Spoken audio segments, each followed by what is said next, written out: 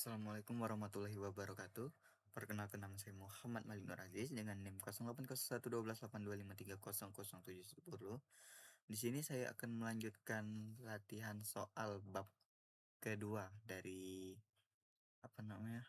dari mata kuliah algoritma dan pemrograman, di mana kita akan lanjut ke soal yang kedua. Diketahui sebuah belah ketupat dengan panjang diagonal D1 atau diagonal 1, diagonal 2, dan sisi, serta sebuah layang-layang dengan panjang diagonal 1, diagonal 2, dan 2 pasang sisi, yaitu A dan B. Kita diperintahkan untuk menghitung dan menampilkan luas serta keliling masing-masing bangun tersebut. Untuk logikanya itu menghitung luas dan keliling bangun datar belah ketupat, yang dimana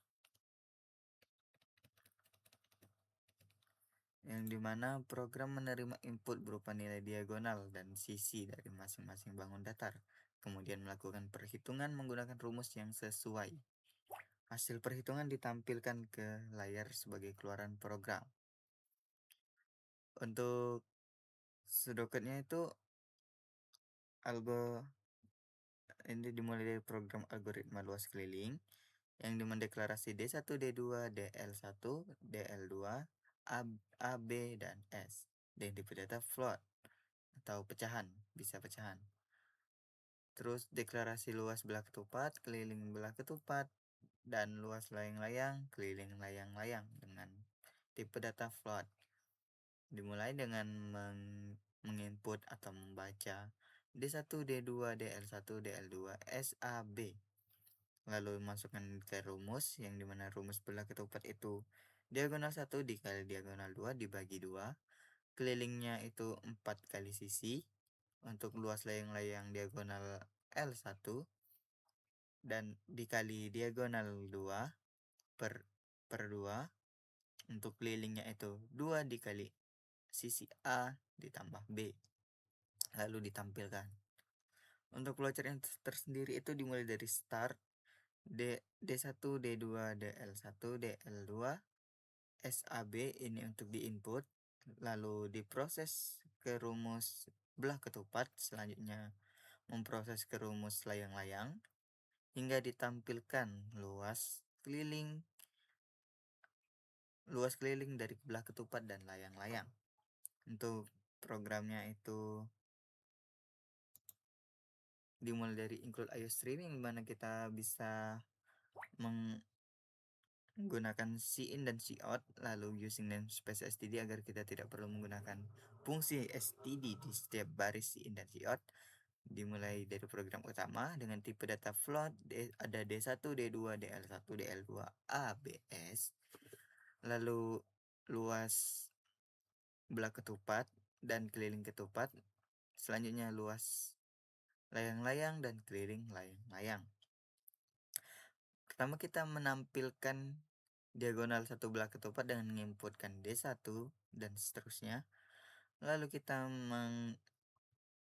menampilkan D1 layang-layang dan menginput DL1 dan D2 layang-layang untuk menginput DL2.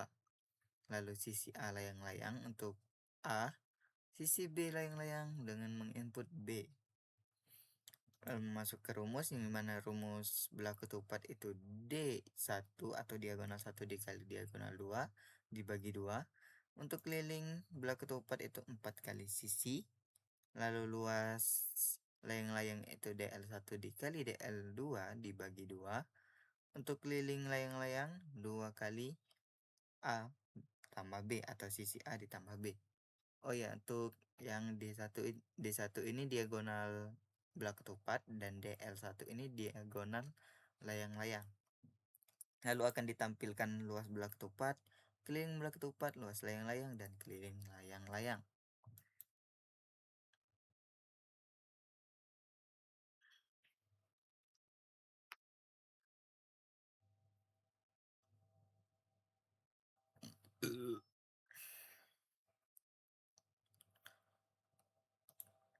Misal kita memasukkan diagonal belah ketupat itu 4, lalu diagonal yang keduanya itu 6, untuk sisi belah ketupatnya itu 2, lalu diagonal layang-layang itu 5, terus diagonal kedua itu 3, untuk sisi layang-layang A itu 2, dan yang B itu 4. Maka untuk luas belah ketupatnya itu 12, yang dimana untuk luas belah ketupatnya itu 12, keliling belah ketupat itu 8, lalu luas layang-layang itu 7,5, keliling layang-layang 12, atau 4 4 dibagi 6 itu 24, dibagi 2 itu hasilnya 12 untuk luas belah ketupat.